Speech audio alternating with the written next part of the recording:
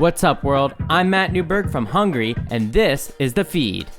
Each episode, we'll dive into conversations with the industry insiders who are leveraging technology to shape the way we eat. On today's episode of The Feed, I sat down with Martina Lokaiova, co-founder and CEO of Tempty Foods, a Danish food innovation company creating fungi-based alternatives to tofu and meat.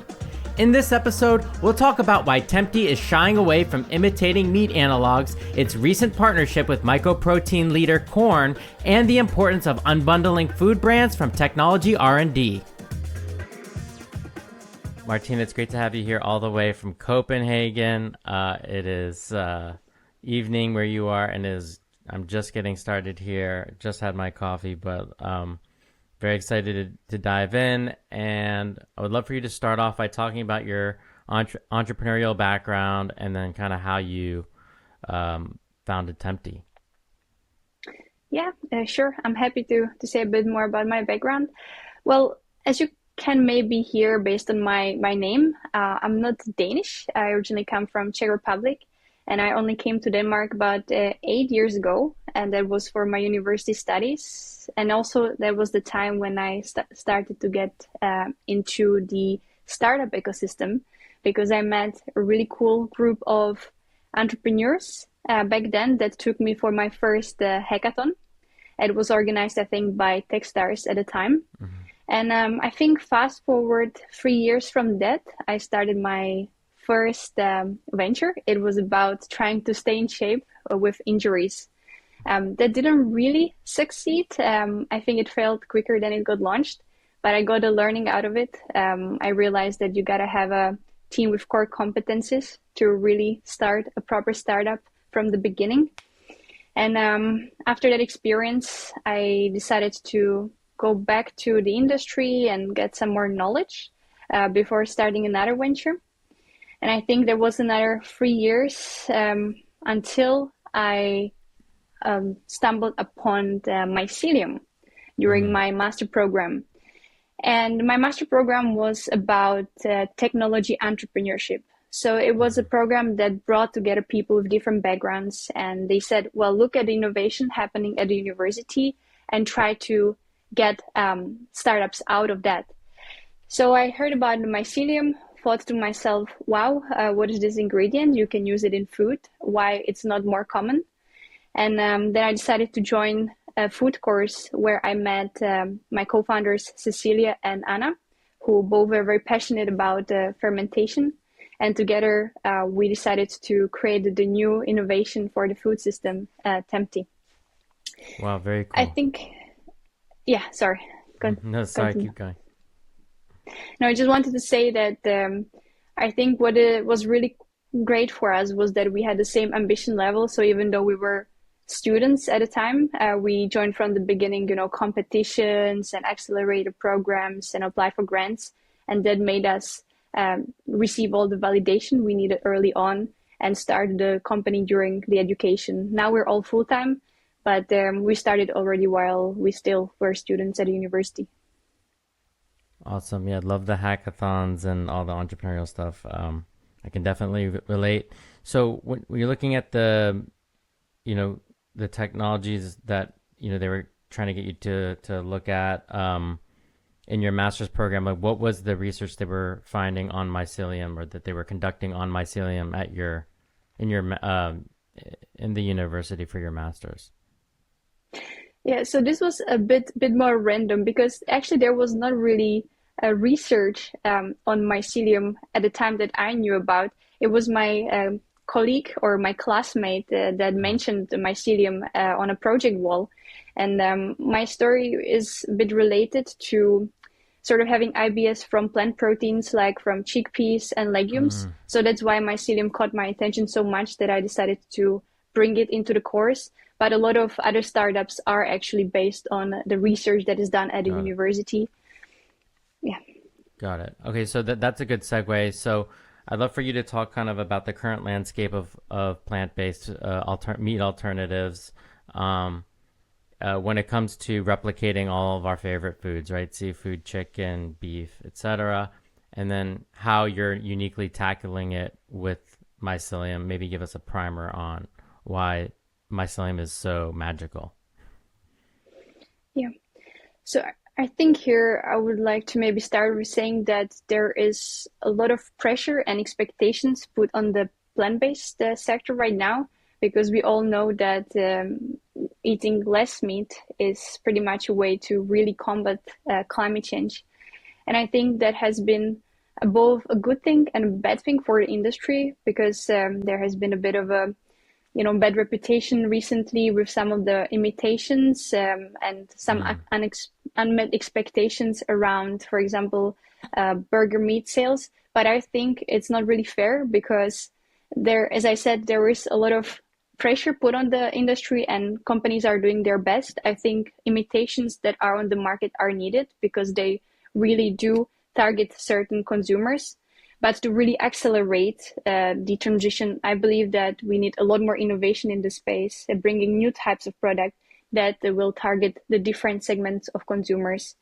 And I think the way we tackle the industry is by just trying to bring healthy and nutritious product that just provide a new experience to consumers.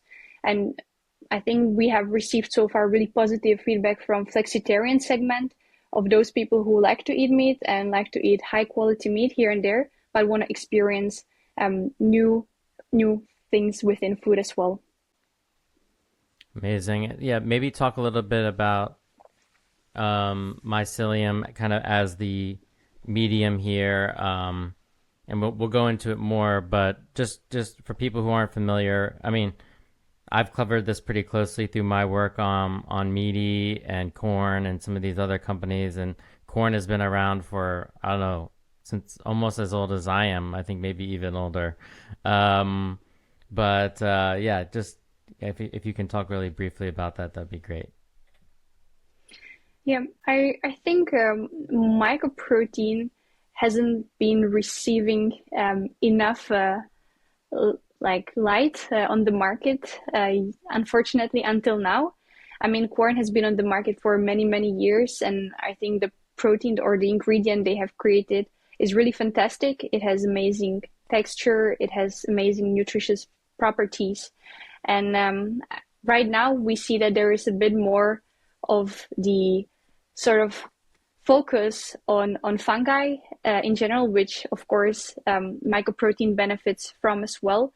But I think the future of mycoprotein and other fungi-based proteins is really bright, because now we're seeing more and more research going into it. So I think we can expect a lot more mycoprotein on our plates in the future. Amazing. Yeah, I'm definitely a big fan of the natural approach of mycoprotein. Minimally processed, and we'll talk about kind of the nutritional profile, but it's inherently very nutritious and more of what our body needs, and it's not something we have to cobble together with all these other isolates to try to form something holistic that can give us some form of nutrition. So I'm definitely Exactly. And I think to just add to that, I mean, even the sustainability profile, right? It grows, mycoprotein grows so fast, and it can be pretty much grown anywhere as long as you have the right conditions and the fermentation tanks. So I think it's going to be really important for the future production of food when we cannot rely on the weather conditions anymore as much as we did in the past. Yeah, absolutely. So give us like the consumer facing pitch of your product. You're not trying to claim that you're a chicken breast or a fillet. So talk to us about how you're talking about the product, and then why it's better on a taste, texture, and nutritional on those three vectors. And then we could talk also about the pitch to restaurants, but let's talk about those two different end customers. Yeah. So maybe just to give a bit of a background of where we are on our go-to market Yeah. strategy right now, we actually are currently targeting the B2B segment primarily, so end customers like canteens and restaurants, and we switched towards that. It was end last year because we realized that there is currently more potential from actually from our experience in talking to consumers and the B2B segment. But when we talk to both consumers and chefs in the B2B segment, we actually use similar way to approach them, but there are just small differences. I think on the taste side, it's always difficult to explain what something tastes like. It's the same as if you ask, what does chicken taste like, or what does tempeh taste like? So what we just try to say is that, we have created this new product that is something new you haven't tried before, but it really tastes great. So you should try that, right? So that's how we get them to try. And after they try, usually what we hear is that they think it's familiar, but they cannot really say why and what it tastes like. But this is, I think, very good point for us, because if it was not familiar, and then we would have also mycoprotein in the product and different shape, we would have very unique product that would be completely unapproachable for the wider population. So around the taste, we pretty much just say it's something new, you should try it. But for the chefs, we add a bit on how it's seasoned, because when you talk to chefs, they often think, how am I going to use it on the menu? And there we talk a bit about the potential of them giving it final touch. So we often say that it's lightly seasoned through a bit of salt, pepper, and dried parsley that are part of the product.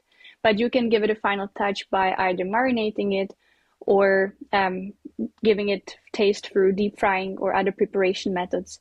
And I think that's really good, because that also shows them that they can use it in different meals and different cuisines. Regarding the texture, that is also quite a fun one. I don't know if you know fricadelle. Have you heard about fricadelle before? No, tell me more. Okay, so in Denmark, there is the concept of frikadelle. Every Danish person knows frikadelle. It's pretty much it's ingredients or products that are made of minced ingredients. And Danes really like frikadelle. Our product resembles it in a way. So every time we go to consumers or chefs, we say, well, the texture is a bit like frikadelle. And that gives them a sort of the idea. We also say that it really well takes in the marinade when marinating the product, which gives the products extra juiciness, and that's usually on the chef's side. I think maybe I can also talk a bit more of some extra points that we mentioned for chefs, but you can also ask other questions if that would be better. Yeah, no, tell what are the other things you talk to chefs about? Yeah, so I think one of the things we talked a little bit about is the versatility. So they can use it in different ways and forms because it comes in a rectangular shape. They can cut it into cubes, into stripes, and then use it in tacos, in curry, in all sorts of meals. And the good thing is that they actually can reshape the product easily, or if they have leftovers, they can put them together so they waste less. I love that. That's really cool. Yeah, because I feel like so much of the stuff that we're seeing, it's already like it's pretty much ready to go, and it's just like fry it or, saute it or put it in the oven. And I guess you're going one step further up the chain and giving them a little bit more flexibility to kind of have a little bit more influence in how this actually ends up on the plate. So it's very cool. I'd love to, talk about the nutritional profile. I guess like compare your label to like an animal product, right? Like chicken or beef. And then then we can talk about your partnership with Quorn and what that kind of unlocks from a texture and nutritional standpoint. But just like curious to hear how this kind of stacks up to, animal analogs, and then maybe compared to other plant-based protein. Mm-hmm. Yeah, so I think I can start by saying that the majority of the macronutrients are based on the combination of mycoprotein with other ingredients in our products, because mycoprotein is only one part, but then the rest of the nutrients comes from, for example, quinoa, lentils, and other plant-based ingredients. When it comes to the comparison of the actual macronutrients, Our product is high in protein, it's high in fiber, and it's low in saturated fat and or it has actually no added sugar or additives, any numbers. If I take another replacement, or let's say animal burger, and I take another plant-based burger, what we can see with our product is that it's usually lower in calories. Our product is about 150 calories, while a burger would be maybe between 200 and 300 calories per 100 grams. And usually has higher fat. Our has 4.4 grams of fat and very low saturated fat, 0.6. Though the protein content in Tempty is lower than, for example, in burgers that are based on protein isolates. But the burgers that are based on maybe cooked beans have a bit lower protein than our product. Yeah. How many grams of protein? Our has currently 8.2. We really try to focus on having a clean label product, so we don't use any isolates. We could bring the protein by using those, but clean label is our priority right now. Absolutely. Very cool. And then I'd love to segue to the Quorn partnership. Talk to us about how that came about, what that unlocks. Does that change anything from a formulation standpoint? Yeah, so we're obviously extremely excited about having Quorn as our partners. I mean, their mycoprotein has been really perfected over the years, and it provides a perfect texture and the juiciness or the moisture in a way in our products. The way it came along was that we reached out to actually Marco, the CEO, on LinkedIn, and then got in touch with their global strategy partner. They haven't really had any partnership before, so it was a bit of a long shot for us, but we've always been looking up to them and their mycoprotein. So we thought, well, why not to try to approach them and share our vision of how we see the mycoprotein products industry evolve. And I think they have been really supportive from the beginning of our conversations. They've been excited about the way we're looking at the market and decided that we should try to do this together. Amazing. So what does that entail, or what can you share about, are you just using them as an ingredient? Or are they doing something on the marketing side for you? What does that look like? Yeah, so we started the collaboration not so long ago. I think officially launched it. It was in February this year.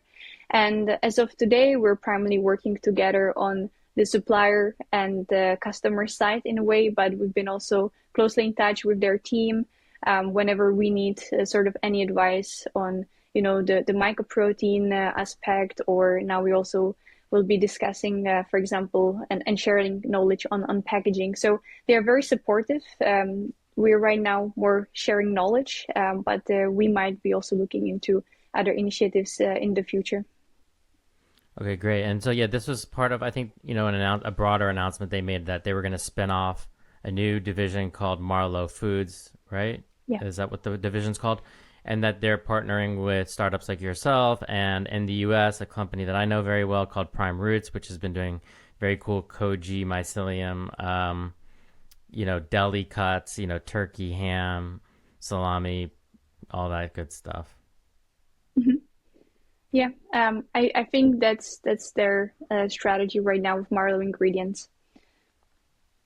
Very cool. Yeah, Marlow Ingredients, right. So I think, they've been in the market as their own brand. You can find them at every supermarket in the freezer aisle. I think, they have the nuggets and the breasts and everything. They're huge in the UK. I think people just refer to it's a Quorn burger, and, it's kind of taken on its own brand, but I think now they're looking at other brands to, essentially give it wider reach, which is great to see. I'm curious what your R&D process looks like when it comes to, product, and, how you go about iterating on that. Mm-hmm. I think we are very customer driven. Of course, we are looking into the trends a lot, but before we launch or lock products, we tested a lot. Like I can give an example of Tempty. We have had more than 10,000 consumers trying Tempty at different events and during different consumer studies before we finally logged the product for the B2B industry. So consumer and customer feedback is really core in our R&D. If you would ask my co-founder Anna, she would probably say that the 10,000 consumers weren't enough, and that there is a lot we have to do on the product, but you have to sort of stop somewhere and focus on other activities as well. We are currently actually expanding our product range for the B2B segment. So we're now working a lot with chefs, gathering feedback and understanding how exactly they work in the kitchens and what is needed to really accelerate the transition already also in their segment. 10,000 does sound like a lot. How were you able to reach those folks? A lot of it was festivals. There were sometimes festivals where we would be able to get Tempty in front of 1,000 people during one day. So we really tried to use all these opportunities to collect feedback and ask consumers do different ABC testing. And is it are they recording it on their phone, or like how are you capturing all that data? Like what tools do you have to use to synthesize 10,000 different responses? Yeah, so we don't have all 10,000 in our data sheets. So some of that was also just by capturing the feedback. But normally we would try to use surveys at the different events. So, QR codes and have people vote after tasting. And during consumer studies, we would just invite a bunch of people and collect the feedback again through questionnaires. So that's the most common method. Got it. And is the hope at some point to get the product onto the grocery shelves once you can really get this food service operation going and kind of follow the Impossible Foods model, or do you just want to stay in that channel?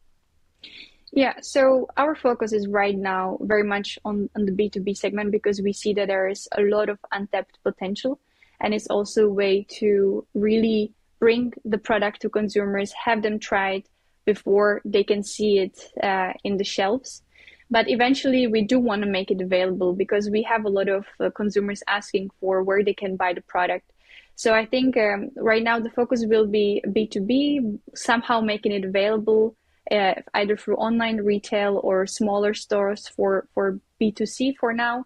But we don't have a massive plan on going into the B2C segment full on anytime soon. Yeah, no, that makes sense. And I hear that from a lot of other startups that, you have to offer something, even if it's inconvenient, but just have something for those customers that really, really want it, and they're few and far between, and then focus on your core thing, which is B2B. So that makes a lot of sense.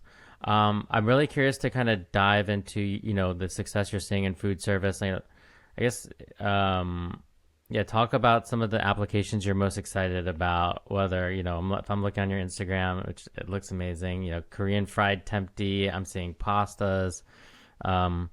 It's very versatile. So I'm just curious, like how you're seeing, how you're seeing it play out on an application level. Yeah, so if we take into account or talk just about the first product, Tempty, I'm personally a big fan of Asian cuisine and I love dumplings. So I would love it to be in dumplings all the time. But I don't think that's going to be the best seller in the food service. So what we see the most is Tempty tacos, burgers, and curries. I'm suspecting a bit that it might be influenced because of my co-founder Cecilia, because she really loves Tempty tacos and she's in charge of sales. So maybe that's the reason. But I do think that that's sort of more on the Mexican side, together with the burgers and the curry will be continuing to be the hit, because that's what is the most served in food service in canteens in Denmark. So they're crumbling up your product, it sounds like, or are they using kind of more of the strips? So, for example, for tacos, it's strips or cubes, and the same goes for curry. So again, that's more like cubes.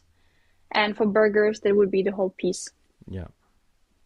Got it. And who are the you don't have to name the names because I don't know how many people will be familiar with all the different establishments in Copenhagen in Denmark. But like, yeah, what kind of restaurants are you working with? Is it mainly one category of like, fast casual? Like, one thing that comes to mind for me is Popple, which is Rene Redzepi from Noma's burger concept. But those kinds of places, or are you doing more sit down places? Talk about the range of food service partners. Yeah, so our focus is actually canteen chains. I don't know how is it in the US, but in Denmark, most people eat in the offices, and there are several big canteen chains that provide the canteens for many of the office spaces. And I think there are around 15 big canteen chains, and that's where we've been pretty much putting all our efforts in the first half year since we launched in food service. I can give an example of some of the big canteen chains in Denmark. I don't know if you heard about Myers. They have also canteen chain, or Compass Group, ISS. These are the big ones we are really trying to work with the most. I see. So it's all mostly okay. So it's like we would call them in the U.S. like cafeterias for offices. Yes, and they usually the chains own many across the Yeah. country. Yeah. How is that going? Considering like I don't know what the impact of like COVID. But, I mean, in the U.S. there's been a huge shift towards working from home, so people are in the office less. But how does that impact you as far as that strategy of are workers mostly in the office? Are they going to work? Are they mostly staying at home? Or how does that shape your strategy? Well, it seems like canteens keep serving the same amount of food as before COVID. So I think the Danes like to go to the office still. I do think that there are people who work in home at home, but I think in general it hasn't been as big of a difference before and after COVID. At least that's my personal opinion. I haven't really checked the exact statistics, to be completely honest. And then like how like culturally speaking, your target audience are just, Danish consumers. Like, it's from my perspective, it seems like a much easier shift for them to adopt something like Tempty versus American consumers, which are so used to fast food. Are you finding it to be, a generally easy pitch when you tell them to try this new thing? Are they already used to eating plant-based, or is it similar to the West over here? Well, when we talk to consumers, let's say at the different festivals, they're very curious. I would say the Danish consumers are curious, even in the older population. Whenever we show them the product, they like to try. So I think that's a good sort of characteristics of the local population. In terms of the transition, I think the chefs will play a big role because when you show this product to a consumer, it does take a little bit of an education in terms of how do they prepare it, because maybe it won't be as easy right away if they don't have us to explain that to them. So we really hope that by working with chefs initially through the canteens and restaurants, they will be able to showcase, where to put Tempty in different meals and how to prepare it, so that then the consumers have it easier once they make it at home. Interesting. Yeah. I mean, I'd love to dive into that. So like, where are they finding, what are the hurdles there? Where are some of the success you're seeing when it comes to the chefs try to do that work of educating the consumer? What do you see kind of like the biggest challenges and some of the biggest, successes you've had and takeaways there? Yeah, I think one of the biggest challenges is in general, even to explain to chefs what mycoprotein is, because I don't know how it is on the US market, but many people in Denmark still haven't heard about mycoprotein. So what we try to do is that we, for example, when we launch in a new canteen, we sometimes come with the team and we do small pop-up for the people eating in the canteen where they have Tempty served for the first time. so they can get to learn also from us, from our materials, on what exactly it is about. But we really try to explain that to all the people involved, also in the food service, so that they know how to explain it then to chefs. And we also try to provide a lot of educational material. We have created a booklet for chefs where they can read about the mycoprotein and different applications, so that they get educated about it.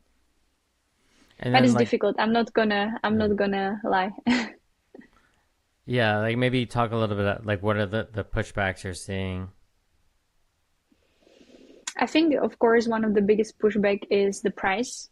Ideally, we would love to be able to be at the price of meat products, because then it would make it really easy for example, the chefs to transition towards using more products like ours in the kitchen. Right now, we cannot really be at the price of meat unless we would choose the strategy of reaching profit on a big scale. So I think the price is one problem or one challenge, and the other challenge has been a bit of the current shape, because it's very new. So we have to have a bit of an introduction with the chefs to show them how to prepare it. So now we're developing new shapes for the chefs, so that they have a bit of more versatility within the Tempty range, the same flavor but different shapes, so they can use it even easier. So you're going to pre-cut the cubes for them and that sort of thing in the strips? Yeah, and we will also do more of a round shapes for some of their Right. meals, and also a mince, so that they can create some shapes on their own. Very cool. Yeah, what is that current pricing, comparatively speaking, when it comes to comparing it, with animal analogs and plant-based competitors? Yes, so it fits within the range of many other plant-based alternatives that are focused a bit more on the higher quality of ingredients instead of using isolates. It is, though, a lot more expensive, sometimes even double than the meat products in the food service, because some of the meat products can be bought for a very cheap price.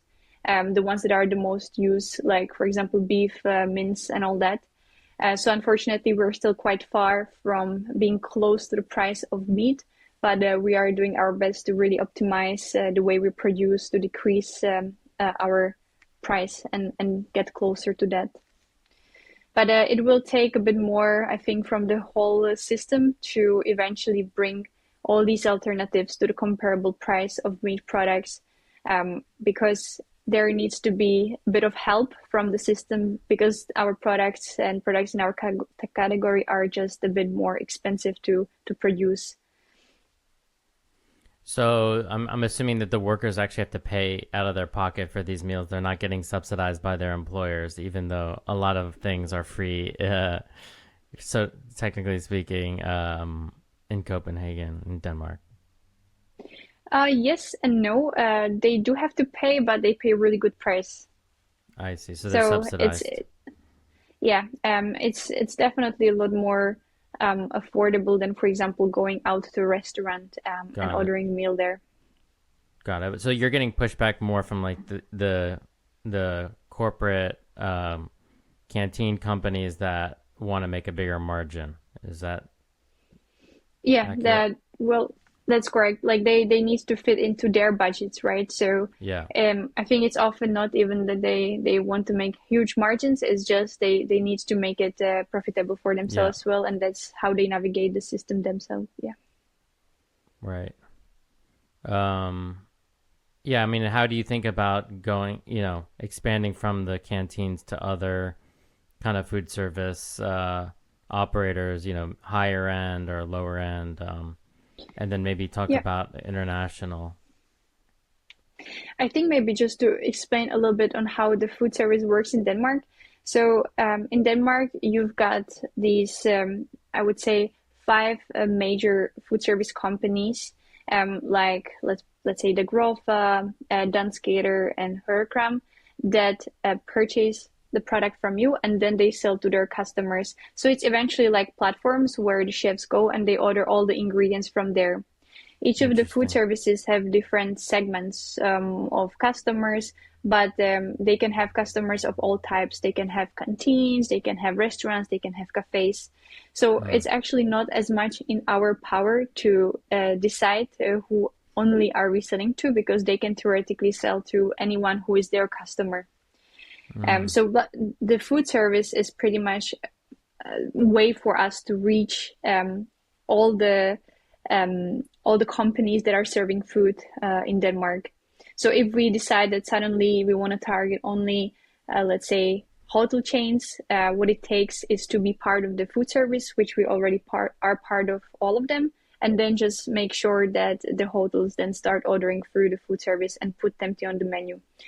This also means that we actually do a lot of legwork ourselves. We do a lot of end customer visits and try to then have them order Tempty through the food service.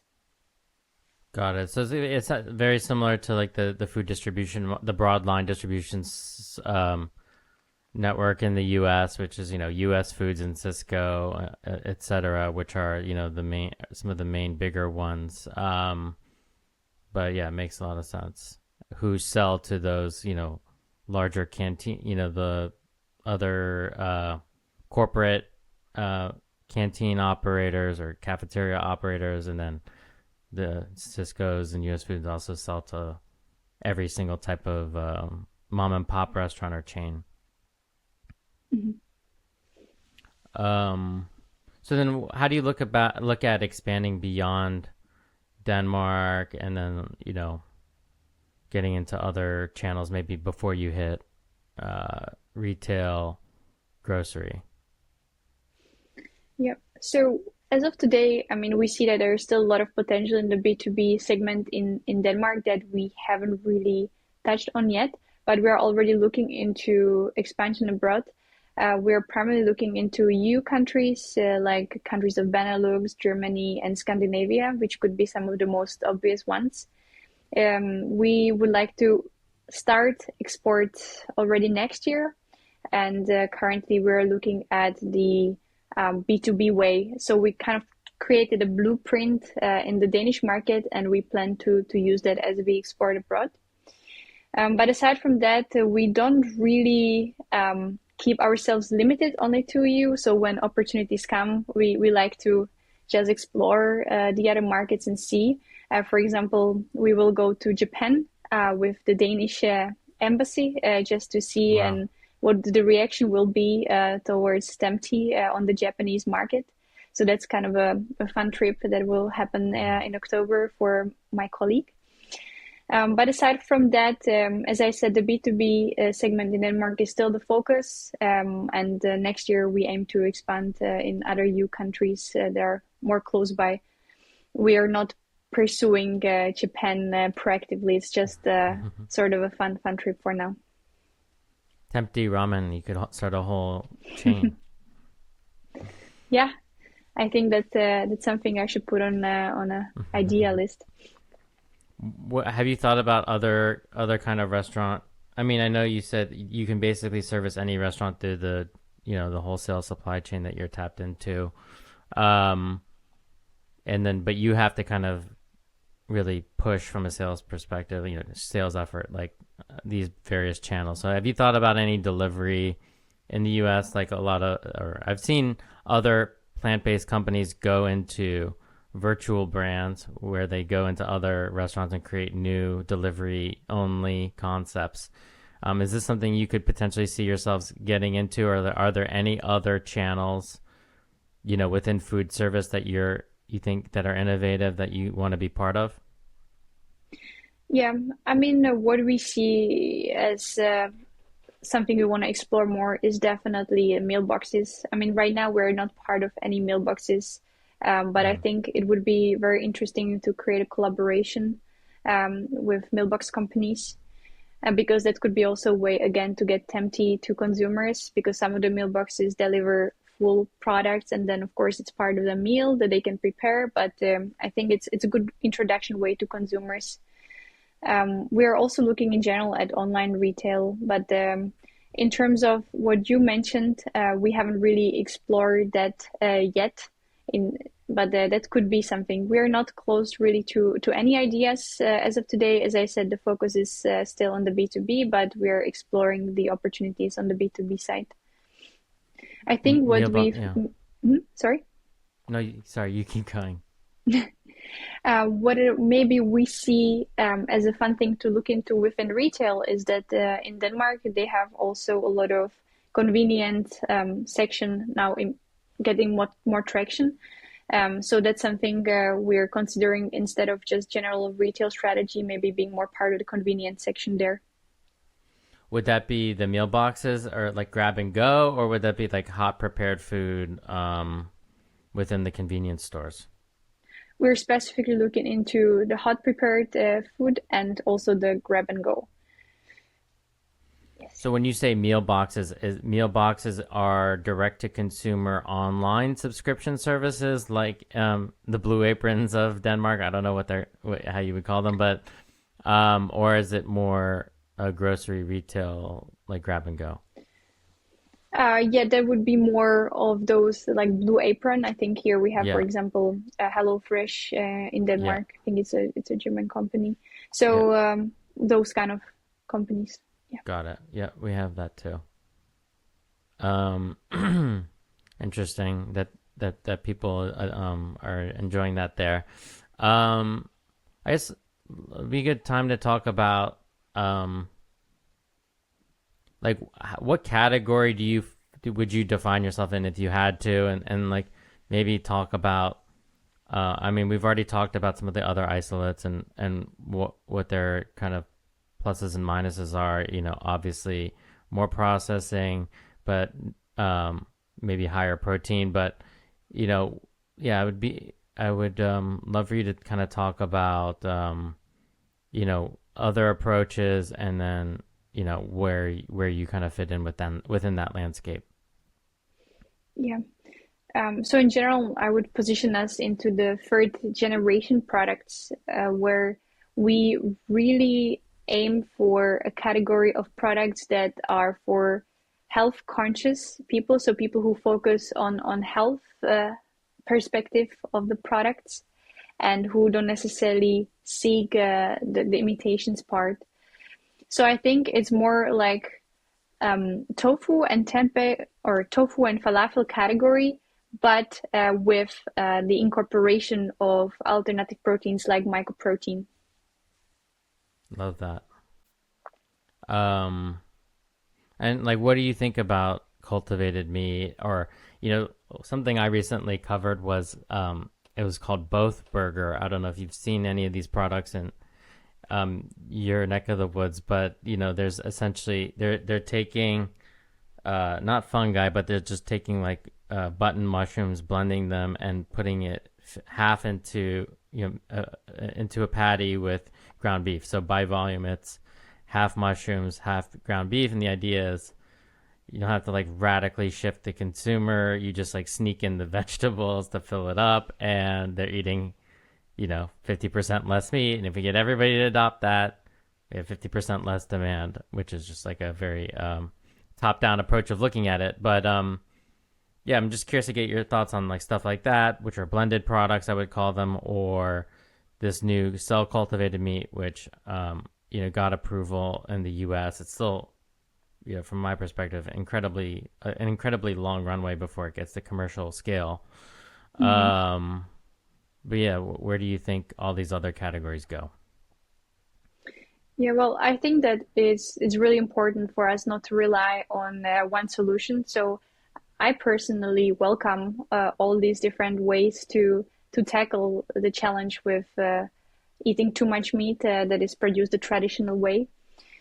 So from my point of view, I think that these are different ways that will be more and more present in the future in the market, and they will get a certain following in terms of consumer audience. I don't know which one will win the consumers the most, but I hope that they will be present and that we will just in general manage to reduce the meat consumption from the traditional sources as a society. I think that's a very diplomatic way of looking at it. Well, yeah, It's actually really how I feel, to be honest. I don't know who's gonna win the market, but I'm really happy as long as we manage to do something about the meat consumption because it's not looking as promising. Yeah. Yeah, I agree. Yeah, I think we need all these entrepreneurs working on all these ideas, and everything needs to be on the table. So I definitely agree. Um, but there's definitely some that I think are a little pie in the sky and have too much funding behind them. Yeah. Maybe you can share which areas you're the most skeptical about. I'm curious to hear. Well, yes, if you my blog, I've criticized cell cultivated meat, um, mainly because I think that there's a lot of headlines out there, a lot of mainstream press, and it's all very uninformed. And I think Mm, chicken is a lot less resource intensive. It's still, yeah, obviously a lot of the way it gets produced is incredibly. It can have a lot of bacteria on it. It's the factory farming aspect is kind of disgusting if you to watch the videos of it, and just see the whole cycle. But it's far less of a concern if we're looking at the broader greenhouse gases when it comes to conventional ag. And I think it's really okay. How do we like replace, beef? And they haven't gotten there yet. They're starting with chicken. mm, And I'm just not convinced that like it's gonna happen fast enough. And I think that, I reached out to you because I just think that there's other like more intuitive ways to go about this. I just think like the blended approach, I don't know if it's gonna work. I got a million people coming at me on LinkedIn with pitchforks. They were saying, "How dare you write about this?" Which is good. It means that it's definitely striking a chord. But like, that's an easy solution that may mm, work, right? Or just like, or something like, even going away from like beef and looking at like cheese, for example. There's a lot of these companies doing precision fermentation to create, casein, or whey, which are the two main proteins found in dairy. But there's a company I covered called Climax Foods, and they created a replacement, that plant-based replacement for it, as opposed to like trying to replicate it, just using plants and using AI. And so I just think there's got to be a natural, like, technology is incredible. mm. Obviously, it's change. It's been one of the biggest driving forces, or it's like the driving force of our economy globally. But technology for technology's sake isn't going to work anymore, especially in food when you're dealing with tradition, you're dealing with culture. Mm. And so I see, it's kind of like a harmony. I think you've talked about this. It's like how do you harness like innovation, but also make it minimally processed and make it clean. And so I think there's a fine line between the role that technology can play. And this is kind of what my job is across all the different sub verticals, is to look at like, what is going to be the role of technology in all these different fields. Mm. And I think some of them are overstepping it. Yeah, I definitely agree with the fact that there's a lot of low-hanging fruit that should be supported more. An example could be also the mixes of meat with other ingredients to reduce. Actually, one of our use cases is saying that you can use Tempty mince that is in the pipeline in our site to mix it with meat if necessary to reduce the meat, but not necessarily take it down from the plates of the consumers if they don't want that to happen on their plates. So I do agree with you on that side. I think there will still be consumers that will not want to completely switch to plant-based, and maybe that's where the use case of the cell-based meat is sort of useful in a way. But again, does it need so much attention and so much funding at this stage? I'm not sure. I don't have all the details to be able to say yes or no, but I definitely agree that we should be investing into more of a shorter term solutions at this point when we need to significantly reduce quickly the meat. Yeah. Yeah. Yeah. It sounds like you're potentially one of those, I mean, I think one of the words that you use on your website is drop in, right? Drop in replacement. It's not something that you need to completely reinvent the wheel from a food service perspective. And you already have the formulation figured out. You're just tweaking it to the consumer palate. So it seems like that the horizon for you guys getting to scale is a lot quicker than, I mean, we've already seen a lot of the other isolated, 1.0 plant-based companies kind of peter out here in the US. I don't know how they're faring in your neck of the woods, but in Denmark, but yeah, it seems like your solution is something that could be relatively quick to implement at scale, correct? Yeah, that's correct. And that's also what we were really aiming for from the beginning, create something that can be used quickly and can be scaled quickly, but makes a lot of impact. So I agree with that. And that's why Um, actually we also don't grow our own mycoprotein.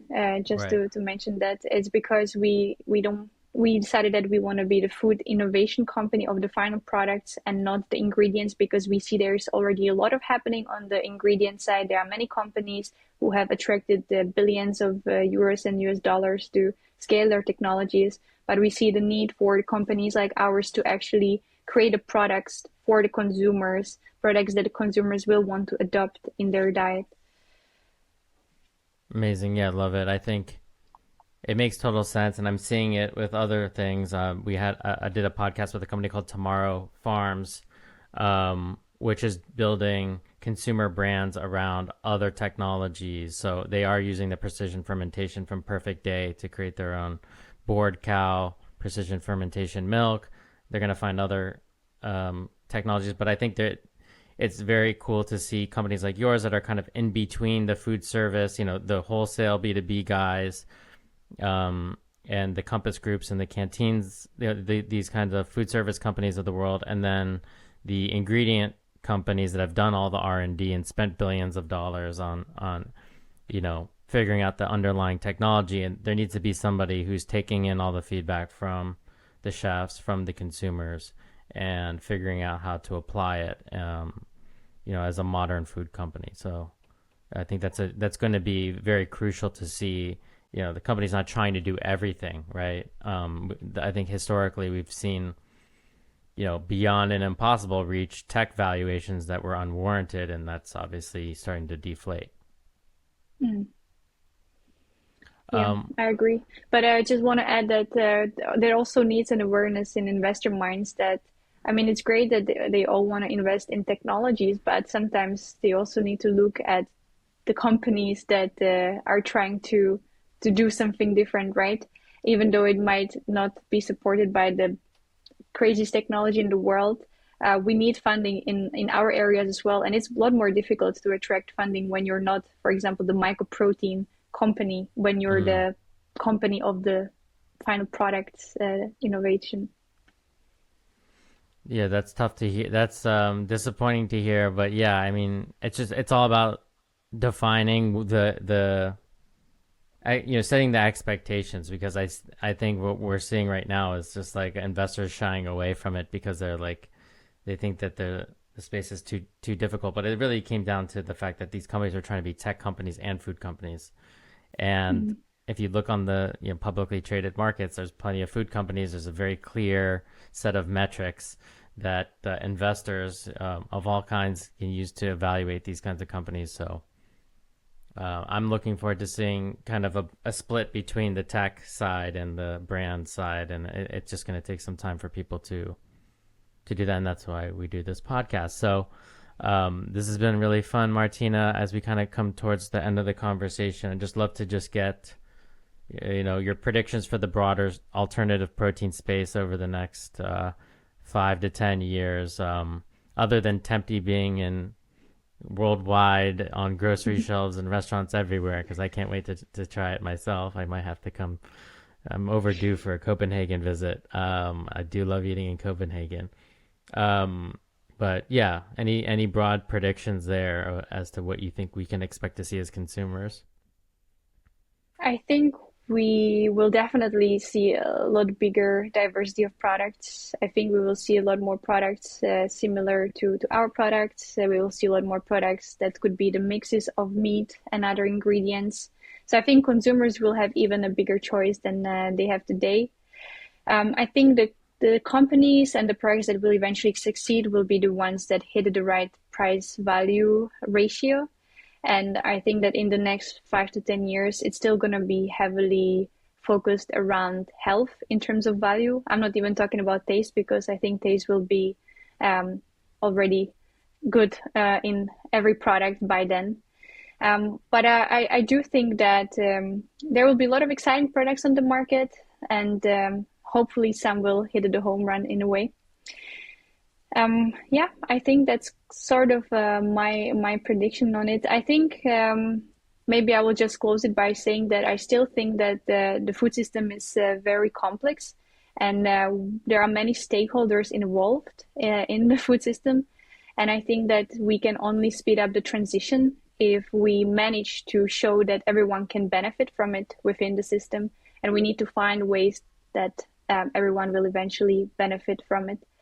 So I think, yeah, that was probably the last words from my end on that. Amazing. Very well said. Well, thank you so much for coming on. I just want to give you the time now to plug away. We have mostly a U.S. audience, but there's some European constituents. If you want to, if companies are interested in reaching out to you, how can they check you out, or investors, etc., partners? Maybe you can share your website and different ways to get in touch.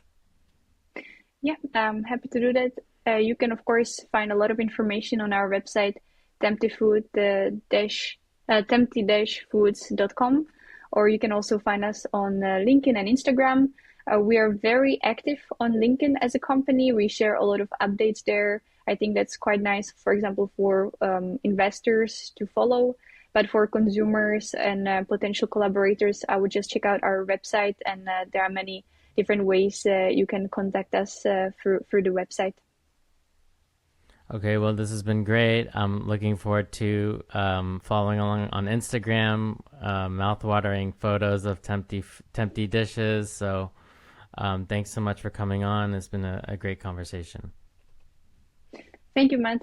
It was a pleasure to be here. And you're doing a really great job with your podcast. And I think it's very important for all of us to follow the development in the food industry. So thank you for that. Oh, that means a lot. Thank you so much. Thanks for tuning in. If you like what you hear, please hit subscribe wherever you're listening to this podcast. And if you're curious to get a first-hand look at the cutting edge of food and tech, check out hungry.tv. That's Hungry with no U, where you can join in on live conversations like these or sign up for the free weekly newsletter.